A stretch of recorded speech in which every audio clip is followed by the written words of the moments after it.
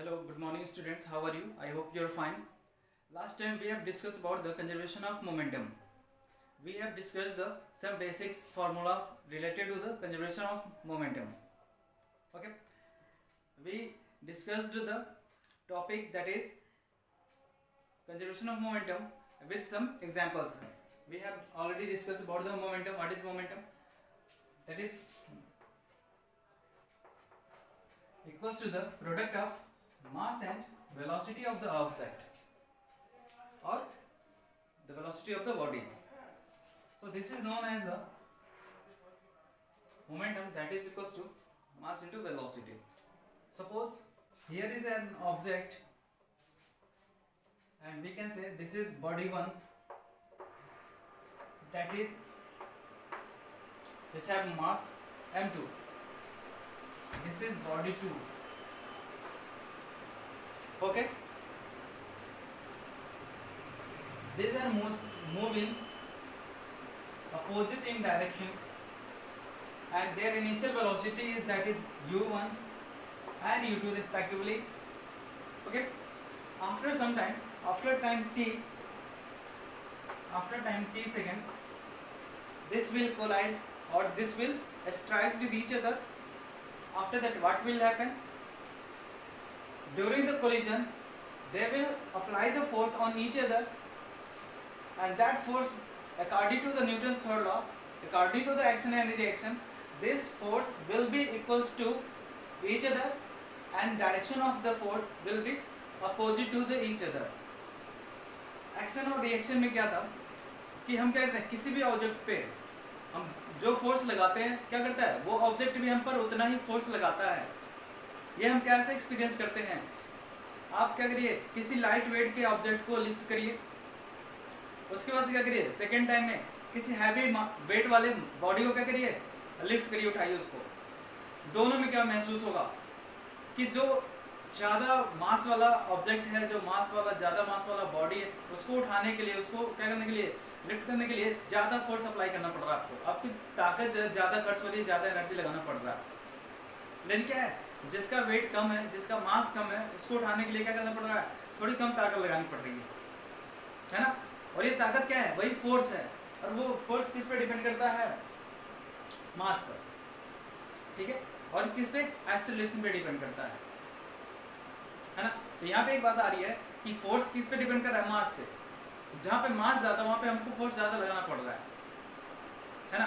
तो सेम चीज यहाँ पे भी होता है मोमेंटम में,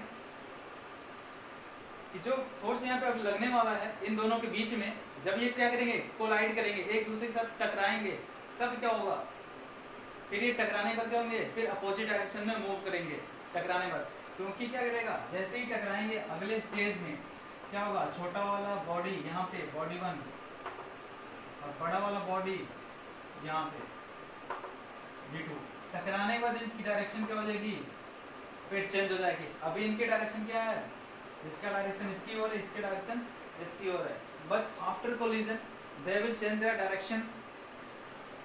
अच्छा, एक बात हमें बताना कि जब ये कोलिजन होगा तो क्या मास चेंज हो जाएगा क्या?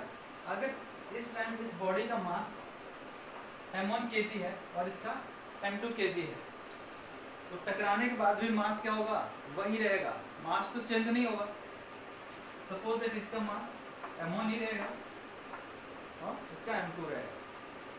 टकराने के बाद क्या होगा, रिजल्ट ये आएगा कि ये क्या होगा, इस डायरेक्शन में मूव कर रहा है.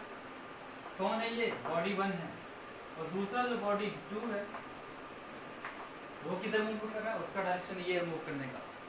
तो क्या वेलोसिटी वही होगी? नहीं, अब वेलोसिटी क्या होगी, चेंज हो जाएगी. इसको मान लेते हैं v1, इसको मान लेते हैं v2. और ये कब हो, कोलिजन के टाइम. और कोलिजन के टाइम पे क्या हुआ, अभी जस्ट हमने डिस्कस किया कि क्या होता है जब दो ऑब्जेक्ट टकराएंगे.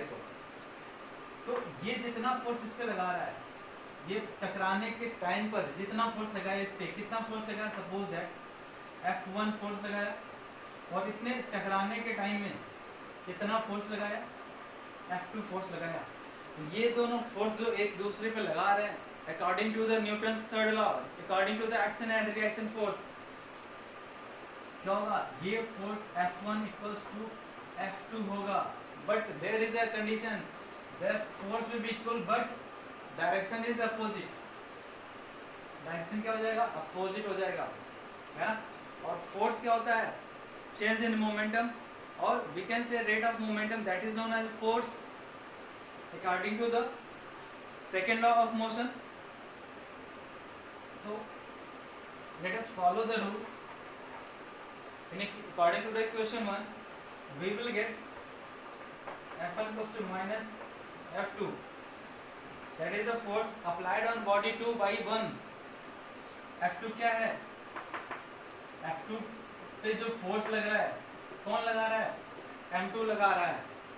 F1 क्या है, F1 वो फोर्स है जो क्या कर रहा है, M2 पे लगा रहा है, कौन, M1 लगा रहा है, ठीक है। ये कह सकते हैं जो F1 है वो क्या हो रहा है, M1 के द्वारा फोर्स लग रहा है, और जो F2 है वो क्या रहा है, F2 M2 के कारण फोर्स लग रहा है। ये तो इक्वल होंगे बट इनका डायरेक्शन क्या होगा, अपोजिट होगा। और rate of change of momentum क्या होता है, force equal to rate of change of momentum. बहुत ध्यान से देखना इसको, है ना। अब देखो यहाँ पे, यहीं पे बस कहानी यहाँ तक अगर समझ में आ गई, इसके बाद वाली कहानी समझना बहुत जरूरी है। अगर वो उसके बाद से समझ में आ गया, अगला स्टेप, बस अगला स्टेप अगर समझ में आ गया तो इसके बाद से कहानी खत्म है ना। किसी भी एग्जाम में पूछेगा तो उसको लगाने में जरा सा भी टाइम नहीं लगेगा, और यही सेम क्वांटिटी पढ़ना पड़ेगा, सेम फॉर्मूले पढ़ने पड़ेंगे, सेम टॉपिक पढ़ना पड़ेगा 11th में। तो बहुत ध्यान से देखना अगले स्टेप में होने वाला है क्या होगा। अब यहाँ पे कहानी ये होगी कि जो फोर्स F1 है वो क्या होगा, rate of change of momentum of body 1। तो change in momentum, final momentum it means P2, या फिर लिखें PF final momentum minus initial momentum n upon time that is equals to F1। ठीक, F1 यहाँ से हम रिमूव कर देते हैं क्योंकि F1 के नीचे हमने लिखा है, दैट मींस F1 है ये, माइनस साइन पुट कर लिया यहाँ पे। F2 क्या है, change in momentum of body 2। बड़े ध्यान से देखना, यहाँ पे क्या है, P डैश लगा लेते हैं, यहाँ पे इसके लिए बात हो गई है। फाइनल माइनस मोमेंटम कौन सा, इनिशियल अपॉन टाइम, है ना। तो ये क्या आएगा, change in momentum per the unit time that is known as force, है ना। इसको डेराइव किया था, है ना। अगर किसी को नहीं समझ में आया तो हमको बोलना, फिर से हम दोबारा करके दिखा देंगे उसको, है ना। चेंज इन मोमेंटम कैसे इक्वल होगा फोर्स के, वो मैं करके बता दूंगा, है ना।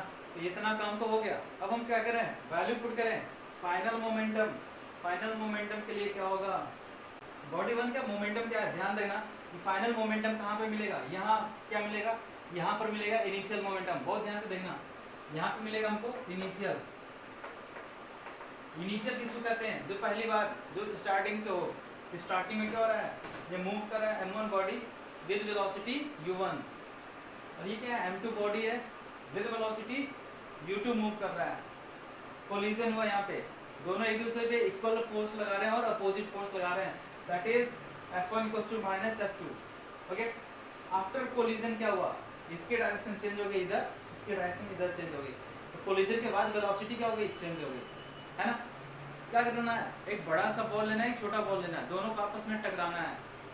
तो क्या होगा, जो छोटा बॉल है वो क्या होगा, दूर जाएगा, जो बड़ा है वो कम दूर जाएगा, है ना। वेलोसिटी भी क्या होगी, डिफरेंट होगी, है ना।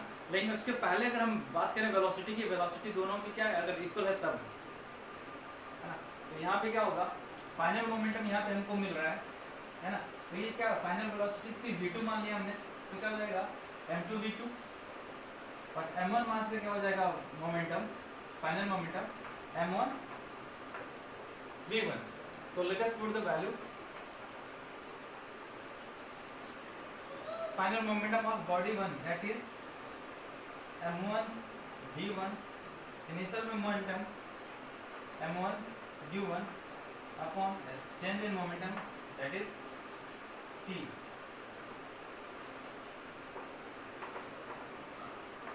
equals to per body second, and here don't forget to apply the minus sign.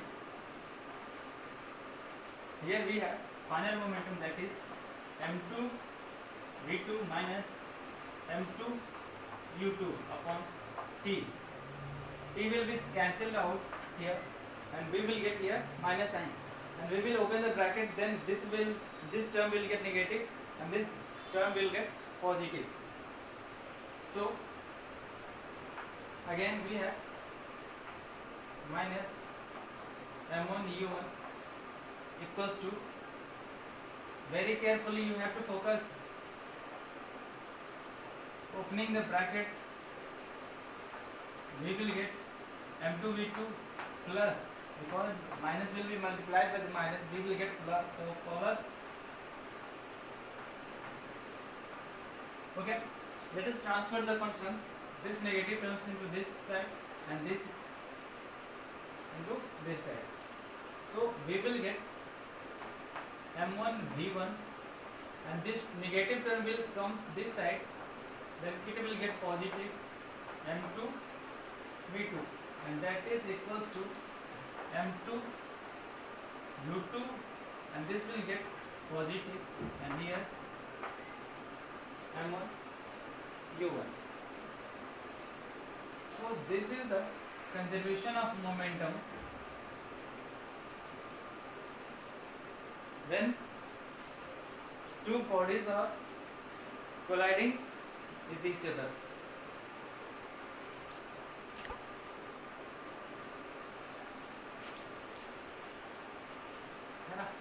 So this is the conservation of momentum. इसको एक बार ट्राई करिएगा खुद से, पहले यहाँ पे एक बार देख लीजिएगा, है ना, कब कैसे अप्लाई कर रहे हैं, फाइनल मोमेंटम कहाँ होगा, जब टकराएगा उसके बाद में क्या होगा, मास और वेलोसिटी, मास तो चेंज नहीं होगा, वेलोसिटी चेंज हो जाएगी टकराने के बाद। टकराने से पहले क्या होगा, दोनों के लिए इनिशियल मोमेंटम हमको मिलेगा, टकराने के बाद क्या मिलेगा, दोनों का फाइनल मोमेंटम। हम अलग अलग भी कैलकुलेट कर सकते हैं, इसका फाइनल मोमेंटम, इसका फाइनल मोमेंटम, फिर आएंगे यहाँ पे इसका इनिशियल मोमेंटम और इसका इनिशियल मोमेंटम। जब हमको मिल जाएगा तो हम क्या करेंगे, दोनों का फोर्स निकालेंगे, फोर्स इक्वल टू क्या होगा, दूसरा फोर्स विद नेगेटिव साइन, तो चेंज इन मोमेंटम निकालेंगे, final momentum minus initial momentum with upon T equals to minus final momentum minus initial momentum upon T of the body second, this is for the body first. बस अब यहाँ पे क्या करनी है, सीधे सीधे चुपचाप वैल्यू रख देनी है और हमारा आंसर क्या हो जाएगा, कैलकुलेट करने के बाद आ जाएगा। यहाँ पे हमको बस वैल्यू ट्रांसफर कर देना है, पॉजिटिव एक साइड कर लेना है, नेगेटिव वाले टर्म्स खत्म हो जाएंगे यहाँ पे, ठीक है। अब इसके बाद से नया चैप्टर स्टार्ट होगा ग्रेविटी, है ना, वो हम लोग कल स्टार्ट करेंगे। Till then thank you class.